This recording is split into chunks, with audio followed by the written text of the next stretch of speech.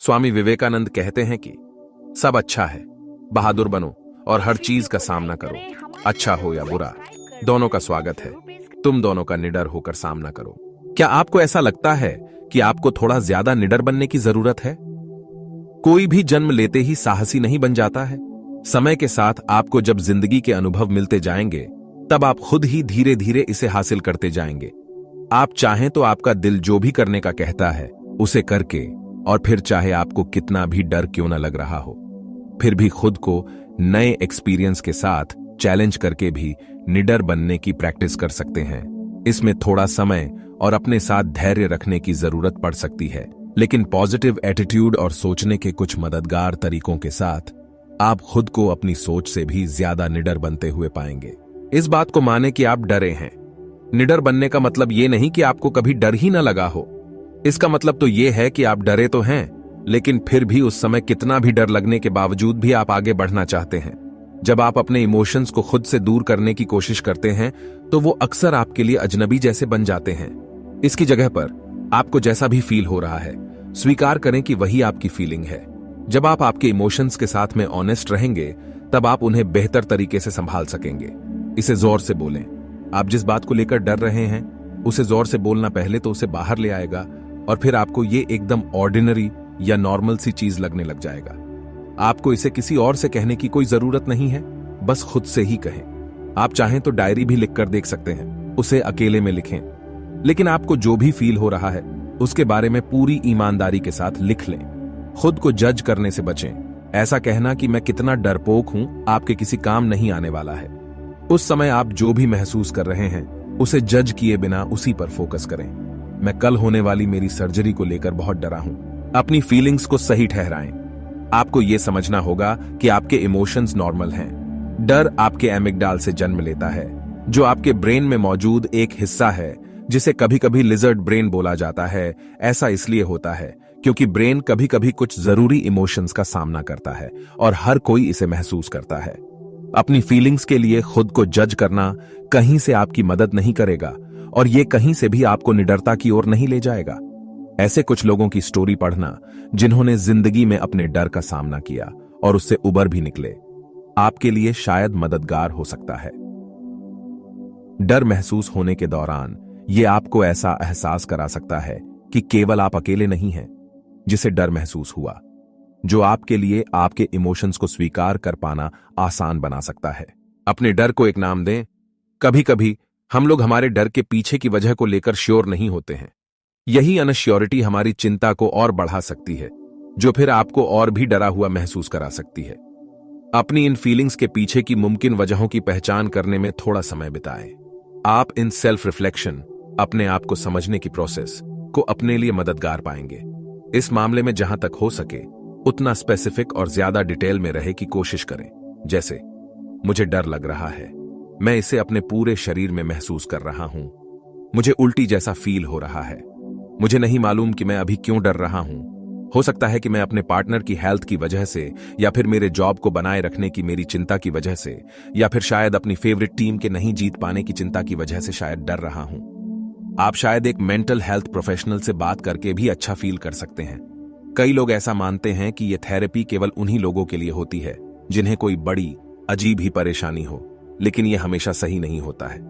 अगर आपको डरने की समस्या लगातार बनी रहती है, एक थेरेपिस्ट या काउंसलर शायद इसके पीछे की वजह को समझने में आपकी मदद कर सकेगा, और इससे निपटने की स्ट्रेटजीज भी तलाशने में मदद करता है। अपने डर की जांच करें। हमें उस समय डरने की आदत होती है जब हमें खुद को या दूसरों को किसी तरह के नुकसान होने का खतरा होता है। कुछ तरह के डर वाजिब भी होते हैं, लेकिन दूसरे कुछ अच्छा करने की बजाय नुकसान ही पहुंचाते हैं। अपने डर के ऊपर एक बार अच्छी तरह से नजर डालें और तय करें कि ये आपको मददगार लग रहे हैं या फिर नुकसान पहुंचाने वाले। उदाहरण के लिए, स्काई डाइविंग करने को लेकर उस समय घबराना, जबकि आपने पहले कभी भी इसका कोई लेसन न लिया हो, तब नॉर्मल है, क्योंकि आपको इस एरिया के बारे में कोई ट्रेनिंग नहीं है या नहीं आप इसके लिए स्किल्ड हैं, इसलिए आप खुद को शायद चोट पहुंचा सकते हैं। हालांकि आप कुछ लेसन लेकर और स्की डाइविंग के बारे में और ज्यादा सीखकर अपने इस डर को चैलेंज कर सकते हैं। हो सकता है कि आप अभी भी प्लेन पर जाने में एक तरह का डर महसूस कर सकते हैं, लेकिन आपको उन सभी एक्शन के बारे में जरूर पता होगा जिन्हें आप कंट्रोल कर सकते हैं। वहीं दूसरी ओर अपनी बुक को पूरा करने के लिए इसलिए घबराना क्योंकि आपको लगता है कि पता नहीं लोग इसे किस तरह से जज करेंगे, आपके लिए शायद जरा भी फायदेमंद नहीं होगा। किसी और के रिएक्शन के ऊपर आपका कंट्रोल नहीं है, लेकिन आप आपके खुद के रिएक्शन को जरूर काबू में कर सकते हैं। इस मामले में अगर ऐसा कुछ है जो आपको पीछे खींच सकता है तो वो खुद आपका डर है। आपके मन का डर शायद अपरिवर्तनीय और वैश्विक भी हो सकता है। एक कदम पीछे ले जाएं और उनकी जांच करने कोशिश करें। जैसे, मुझ में अकेले ट्रेवल करने की हिम्मत नहीं है। इससे ऐसा लगता है जैसे आपका डर आपके अंदर ही कहीं छिपा है और वो वहीं पर रुका है। बल्कि आप किस तरह से इस डर से उबर सकते हैं कि ऊपर फोकस करें। मैं अकेले ट्रेवल करने को लेकर घबराता हूं। मैं जहां जाने वाला हूं वहां के बारे में पहले कुछ रिसर्च कर सकता हूं ताकि जब मैं वहां पहुंच जाऊं तब मैं वहां कंफर्टेबल फील कर सकूं। मैं सेल्फ डिफेंस क्लास भी कर सकता हूं ताकि मैं और भी स्ट्रांग फील कर सकूं। इस बात को भी स्वीकार करें कि आप किसी पल में कमजोर पड़ सकते हैं। हमारे डरने के पीछे की एक कॉमन वजह यह होती है कि हम लोगों को अपने कमजोर पड़ने की चिंता में होते हैं। कमजोरी के साथ अनिश्चितता, चोट या जोखिम की संभावना भी साथ में आती है। हालांकि थोड़ा सा कमजोर पड़ने लायक होना आपको प्यार, लगाव और सहानुभूति जैसे भाव पाने के लिए भी तैयार कर देता है। अपनी कमजोरी को जिंदगी की एक सच्चाई की तरह स्वीकार करना सीख लेना आपको आपके डर के बारे में कम चिंता करने में मदद कर सकता है। निडर होने का एक रास्ता यह है कि हम मान लें कि हर एक चीज में कोई ना कोई जोखिम है।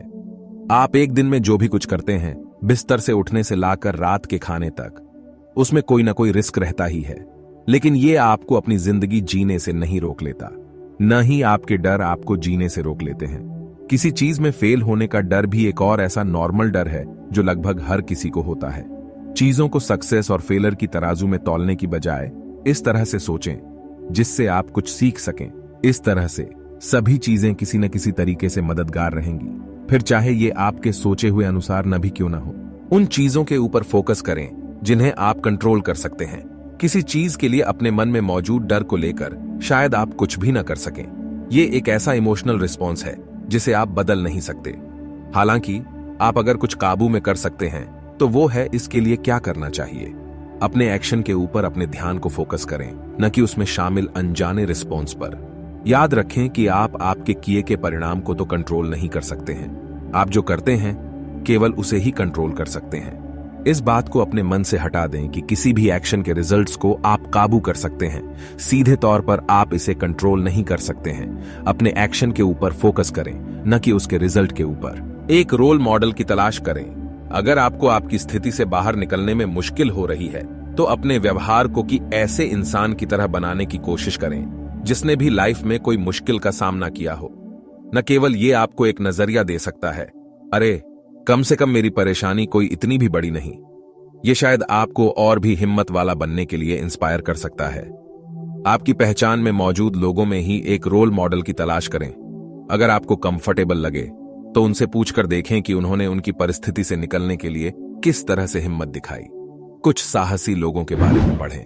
हमारे देश के फ्रीडम फाइटर्स, सैनिकों, जवानों, जिंदगी और मौत से जूझने वाले लोगों जैसे ऐसे लोगों की के किस्सों की तलाश करें जिन्हें उनकी बहादुरी के लिए पहचाना जाता है।